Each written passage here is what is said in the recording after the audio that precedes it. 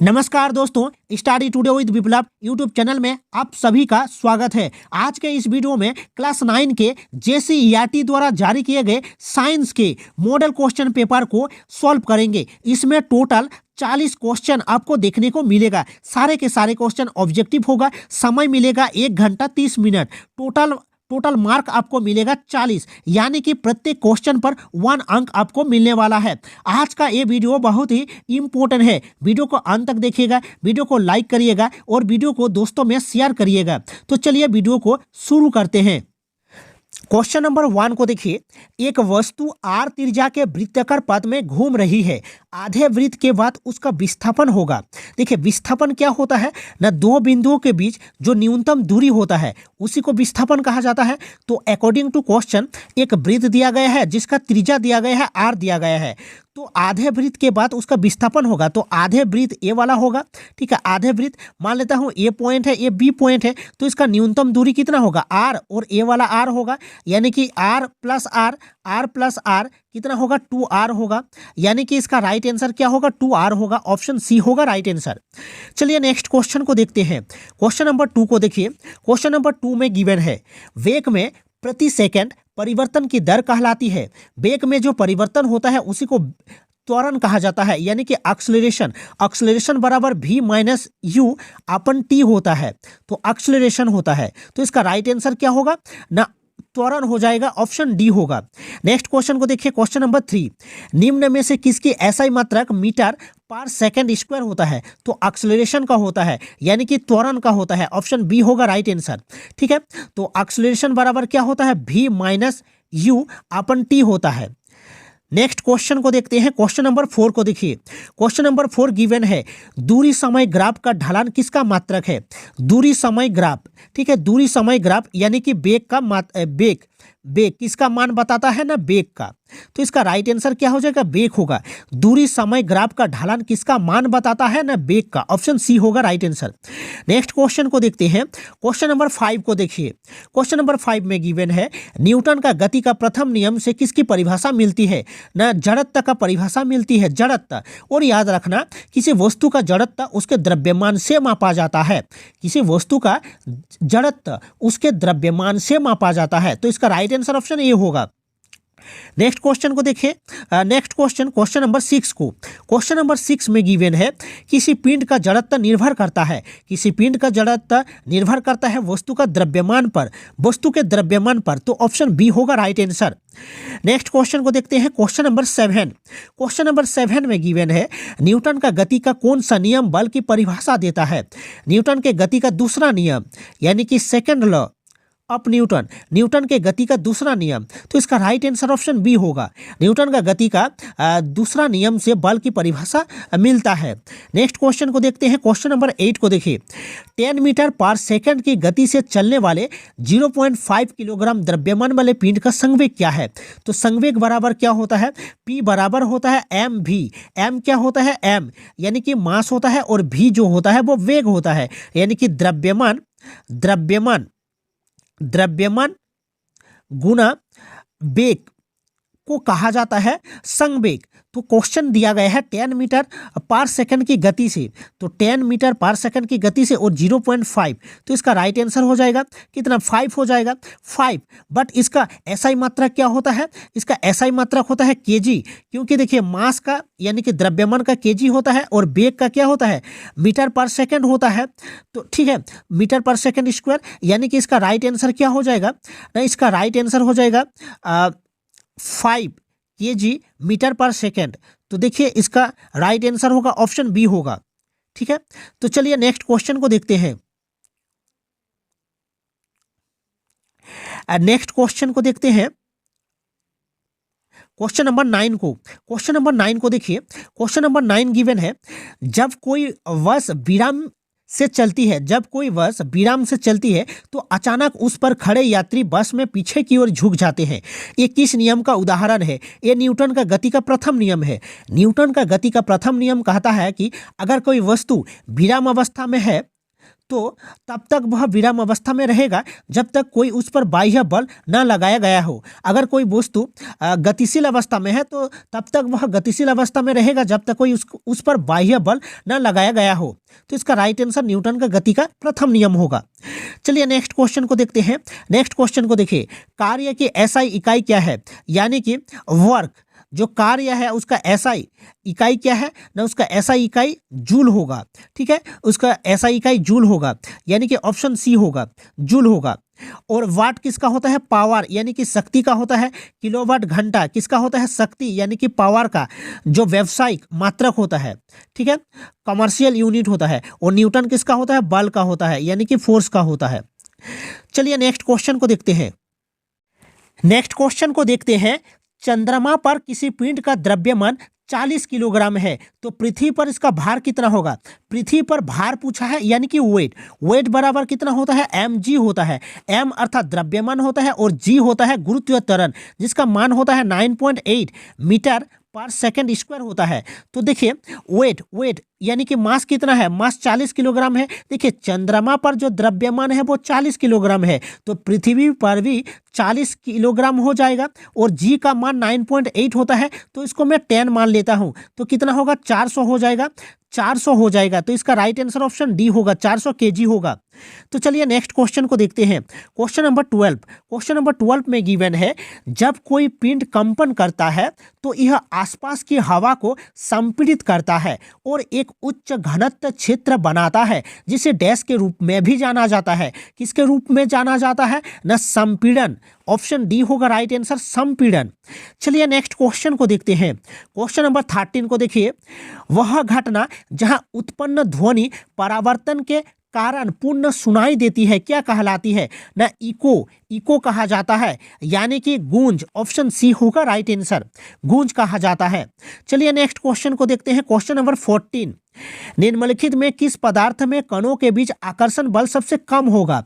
आकर्षण बल, देखिए जो गैस होता है इसमें आकर्षण बल कम होता है, और जो ठोस होता है यानी कि जो सॉलिड होता है, जो सॉलिड होता है उसमें आकर्षण बल ज्यादा होता है। तो इसका right answer option D, option A होगा, कार्बन डाइऑक्साइड, क्योंकि कार्बन डाइऑक्साइड एक गैस है। निम्नलिखित में से किस पदार्थ में कणों के बीच आकर्षण बल सबसे कम होगा। गैस में आकर्षण बल कम होता है और ठोस में आकर्षण बल ज्यादा होता है, तो कार्बन डाइऑक्साइड इसका राइट आंसर होगा, CO2। नेक्स्ट क्वेश्चन को देखते हैं। क्वेश्चन नंबर 15, किस तापमान पर पानी ठोस और तरल दोनों अवस्थाओं में पाया जाता है, यानी कि सॉलिड और लिक्विड दोनों फॉर्म में पाया जाता है। तो इसका राइट आंसर क्या हो जाएगा, 0 डिग्री सेल्सियस हो जाएगा। ऑप्शन ए होगा, 0 डिग्री सेल्सियस होगा। ठीक है, तो चलिए नेक्स्ट क्वेश्चन को देखते हैं। क्वेश्चन नंबर 16 को देखिए। क्वेश्चन नंबर 16 गिवन है, 100 ग्राम जल में 20 ग्राम चीनी मिलाया गया, उस विलयन की सांद्रता प्रतिशत में ज्ञात करें। सांद्रता क्या होता है ना, विलय की मात्रा बटा में होता है विलयन, विलयन की मात्रा गुना 100 होगा। तो देखिए विलय की मात्रा कितना है, 20 ग्राम है, और क्या है विलयन मतलब 100 ग्राम प्लस 20 ग्राम गुना 100, तो बराबर कितना होगा, 20/120 इंटू 100। इसको हम सॉल्व करेंगे तो कितना होगा ना, 16 2.3 होगा। ठीक है, तो इसका राइट आंसर ऑप्शन बी होगा, 16.2/3 होगा, 16.2/3 होगा।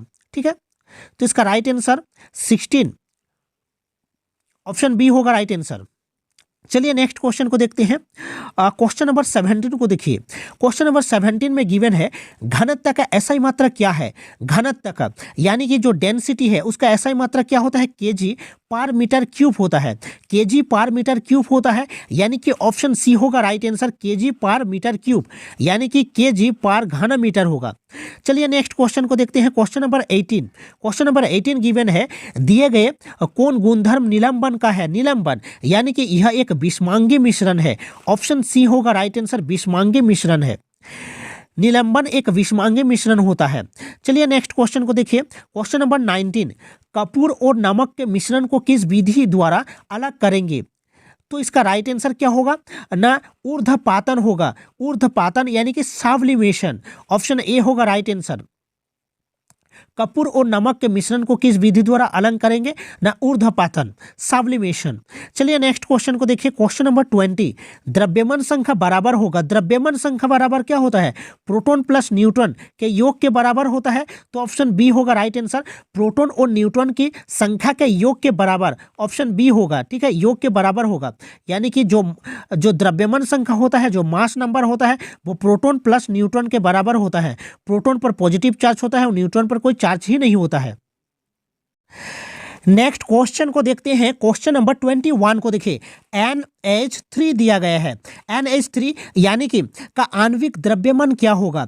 N यानी कि नाइट्रोजन होता है, यानी कि 1 × 14 + 3 × 1 यानी कि 14 + 3 = कितना होगा? 17 U होगा। तो इसका राइट आंसर ऑप्शन डी होगा। चलिए नेक्स्ट क्वेश्चन को देखते हैं, क्वेश्चन नंबर 22 को देखिए। स्थिर अनुपात का नियम या निश्चित अनुपात का नियम क्या है?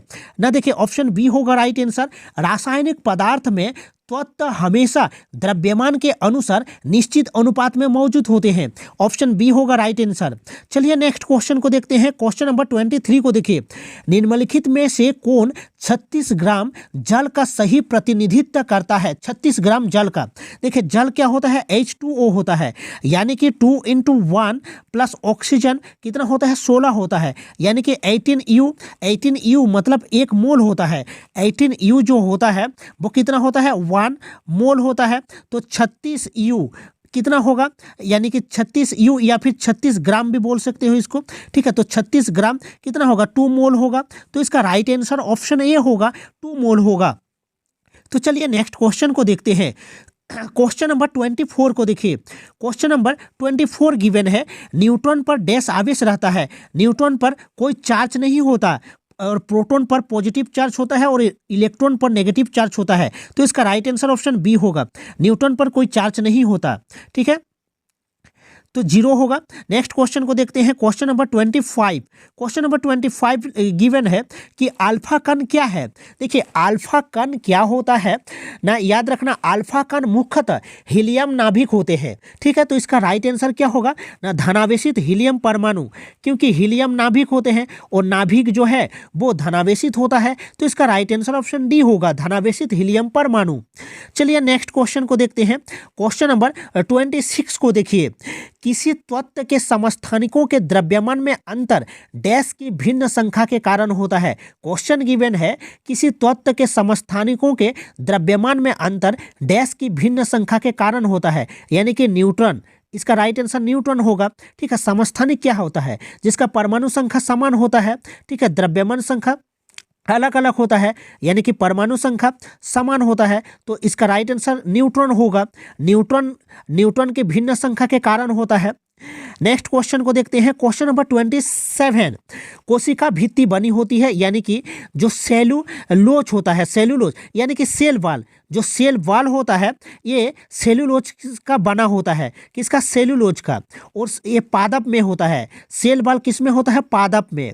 याद रखना, जो कोशिका भित्ति होता है ये पादप में होता है। तो इसका राइट आंसर क्या हो जाएगा? ऑप्शन सी होगा, सेलुलोज। चलिए नेक्स्ट क्वेश्चन को देखते हैं, क्वेश्चन नंबर 28। निम्नलिखित में से किस कोशिका अंग को अपना डीएनए तथा राइबोसोम होता है? डीएनए तथा राइबोसोम होता है, किस में होता है? प्लास्टिड में होता है। और प्लास्टिड सिर्फ पादपों में पाया जाता है। जो प्लास्टिड है केवल पादप कोशिकाओं में ही होते हैं। तो इसका राइट आंसर ऑप्शन बी होगा, ठीक है। चलिए नेक्स्ट क्वेश्चन को देखते हैं, question number 29। Question number 29 given है, देखिए क्वेश्चन नंबर 29 जो गिवन है, किसी कोशिका में 16 क्रोमोसोम है, उस कोशिका में अर्धसूत्री विभाजन के फलस्वरूप बने संतति कोशिका में कितने क्रोमोसोम होंगे? तो 8 हो जाएगा। देखिए क्वेश्चन कहा गया है किसी कोशिका में 16 क्रोमोसोम है, उस कोशिका में अर्धसूत्री है, तो 8 हो जाएगा, ऑप्शन ए होगा। नेक्स्ट क्वेश्चन को देखते हैं, ये चित्र को ध्यान से देखिएगा। ये चित्र दिया गया चित्र किस ऊतक का है? ना ये पैरेन्काइमा का है, ऑप्शन ए होगा राइट आंसर। नेक्स्ट क्वेश्चन को देखते हैं, बादाम का छिलका किस ऊतक का बना होता है? तो बादाम का छिलका स्क्लेरेन्काइमा ऊतक का बना होता है, तो ऑप्शन सी होगा राइट आंसर, स्क्लेरेन्काइमा होगा। चलिए नेक्स्ट क्वेश्चन को देखते हैं, क्वेश्चन नंबर 22 को देखिए, मांसपेशियों को अस्थियों से जोड़ने वाले संयोजी ऊतक को क्या कहते हैं? मांसपेशियों यानी कि मसल और जो बोन होता है उसको कौन कनेक्ट करता है ना? टेंडन, याद रखना, जो कंडरा होता है, यानी कि ऑप्शन बी होगा, टेंडन होगा राइट आंसर, टेंडन, ठीक है। और एक याद रखना, जो लिगामेंट होता है, जो लिगामेंट होता है वो बोन टू बोन को कनेक्ट करता है, यानी कि अस्थि को अस्थि से, बोन टू बोन को लिगामेंट होगा, और टेंडन क्या होता है? मसल और बोन को जोड़ता है, तो इसका राइट आंसर कंडरा होगा। नेक्स्ट क्वेश्चन को देखिए, क्वेश्चन नंबर 33 को, जीवों के वर्गीकरण के लिए सर्वाधिक मूलभूत लक्षण क्या हो सकता है? तो मूलभूत लक्षण क्या हो सकता है ना? उनकी कोशिका संरचना, ऑप्शन बी होगा, जीवों के वर्गीकरण के लिए सर्वाधिक मूलभूत लक्षण उनकी कोशिका संरचना होगा। नेक्स्ट क्वेश्चन को देखिए 34 को, नील हरित शैवाल जिसे कहा जाता है ब्लू ग्रीन अलगी, ब्लू ग्रीन अलगी कहा जाता है, तो किस वर्ग में आते हैं ना? मोनेरा, ऑप्शन ए होगा राइट आंसर, मोनेरा वर्ग में आते हैं। ब्लू ग्रीन अलगी वो मोनेरा वर्ग में आता है, ऑप्शन ए होगा राइट आंसर। चलिए नेक्स्ट क्वेश्चन को देखते हैं, क्वेश्चन नंबर 35 को देखिए, जंतु जगत का सबसे बड़ा संघ कौन सा है? जंतु जगत का जो सबसे बड़ा संघ होगा वो आर्थ्रोपोडा होगा, आर्थ्रोपोडा, ठीक है, याद रखना आर्थ्रोपोडा, ऑप्शन बी होगा राइट आंसर। नेक्स्ट क्वेश्चन को देखिए 36 को, दिए गए कौन से रोग वायरस से होते हैं? देखिए कोरोना जो है वो कोरोना वायरस से होता है, कोरोना वायरस से होता है, और टाइफाइड और जो हैजा होता है ये बैक्टीरिया से होता है, बैक्टीरियल डिजीज होता है, और जो मलेरिया होता है ये प्रोटोजोआ है, ठीक है। तो चलिए नेक्स्ट क्वेश्चन को देखते हैं, क्वेश्चन नंबर 37 को देखिए, संक्रामक रोग के उदाहरण है, संक्रामक रोग, तो संक्रामक रोग का जो उदाहरण है वो क्षय रोग है, यानी कि जो टीबी है, टीबी क्या है ना? ये एक संक्रामक रोग है, और इसमें BCG वैक्सीन दिया जाता है, BCG vaccine, bacillus Calmette Guérin, ठीक है। चलिए नेक्स्ट क्वेश्चन को देखते हैं, नेक्स्ट क्वेश्चन देखिए 38 को, 38 गिवन है, ग्रीन हाउस गैस है, ग्रीन हाउस गैस जो है वो CO2 को कहा जाता है, कार्बन डाइऑक्साइड, यानी कि ऑप्शन सी होगा right answer, carbon dioxide. Next question को देखते हैं, क्वेश्चन नंबर 39 को देखिए, दिए गए पोषक पदार्थ में पौधे के लिए कौन बृहद पोषक पदार्थ है? कौन बृहद पोषक पदार्थ है? तो वह नाइट्रोजन हो जाएगा, यानी कि नाइट्रोजन होगा, ऑप्शन ए होगा राइट आंसर, नाइट्रोजन होगा। चलिए लास्ट क्वेश्चन को देखते हैं, अंतिम क्वेश्चन को देखते हैं। अगर वीडियो अच्छा लगा है तो वीडियो को लाइक कीजिएगा और वीडियो को दोस्तों में शेयर कीजिएगा। तो चलिए नेक्स्ट क्वेश्चन को देखते हैं, क्वेश्चन नंबर 40 को देखिए, वायुमंडल में पाए जाने वाले ऑक्सीजन के विशेष अणु को क्या कहते हैं? ओजोन कहा जाता है, ओजोन, ओजोन कहा जाता है, याद रखना, ठीक है, O3 होता है। वायुमंडल में पाए जाने वाले ऑक्सीजन के विशेष अणु को क्या कहते हैं? ओजोन। अगर वीडियो अच्छा लगा है तो वीडियो को लाइक कीजिएगा। मिलते हैं नेक्स्ट वीडियो में, थैंक यू।